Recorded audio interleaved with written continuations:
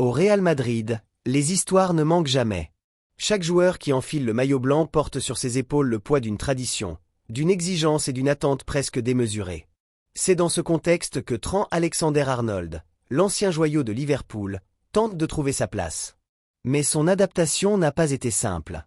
Blessures, manque de continuité, difficulté à s'intégrer dans le système de Xavi Alonso. Autant d'obstacles qui ont freiné son élan. Pourtant, une lueur d'espoir apparaît. Trent a décidé de suivre le même chemin que son compatriote Jude Bellingham, qui quelques semaines plus tôt avait traversé une crise similaire avant de renaître grâce à un plan bien précis. Ce plan, surnommé désormais le plan Bellingham, repose sur 3 piliers: repos, travail physique intensif et réajustement mental.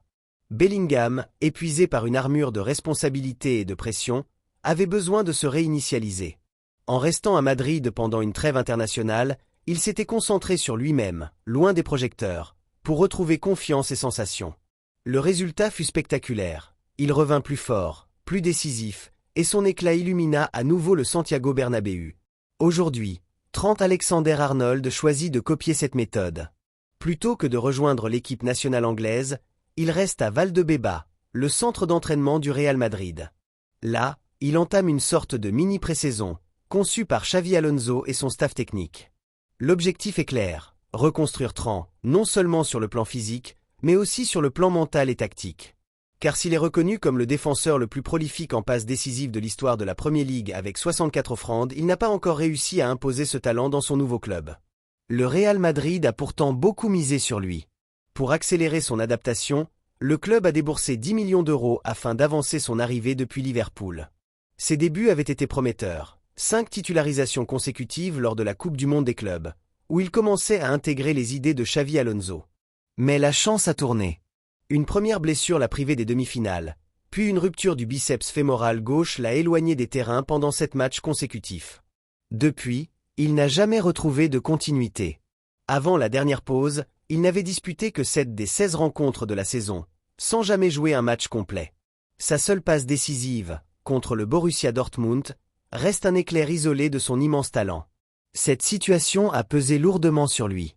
Les minutes grappillées contre Valence, Rayo ou même à Anfield n'ont été que des témoignages, des fragments de ce qu'il pourrait apporter. Mais jamais une démonstration pleine et entière. Alors, cette trêve devient une opportunité. Une chance de laisser derrière lui la frustration, de renforcer son corps et son esprit, et de commencer à construire la version de Trent qu'imaginait Madrid lorsqu'il a été recruté. Le plan conçu par Xavi Alonso est complet. Sur le plan physique, il s'agit de retrouver la puissance et l'endurance nécessaires pour tenir son rôle de latéral moderne, capable de défendre et d'attaquer avec la même intensité. Sur le plan footballistique, il doit s'adapter à un système nouveau, apprendre à combiner avec ses coéquipiers, et trouver les automatismes qui lui manquent encore. Sur le plan mental, enfin, il doit lâcher prise, se libérer de la pression et redécouvrir le plaisir de jouer. Ce travail est d'autant plus crucial que le Real Madrid a besoin de lui. La blessure de Dani Carvajal a laissé un vide sur le côté droit de la défense. Les supporters attendent qu'Alexander-Arnold devienne non seulement un joueur fiable, mais aussi un leader, capable d'influencer le jeu et de porter l'équipe dans les moments difficiles. Federico Valverde, qui évolue souvent à ses côtés, apprécierait grandement de retrouver un partenaire sûr et inspiré. L'histoire de Trent au Real Madrid est donc à un tournant. Comme Bellingham avant lui, il doit prouver qu'il peut renaître. Le parallèle est frappant. 2 jeunes Anglais, 2 talents immenses, 2 trajectoires freinées par la fatigue et les blessures, et un même plan pour retrouver la lumière. Dans les couloirs de Valdebeba, on sent cette impression de déjà-vu.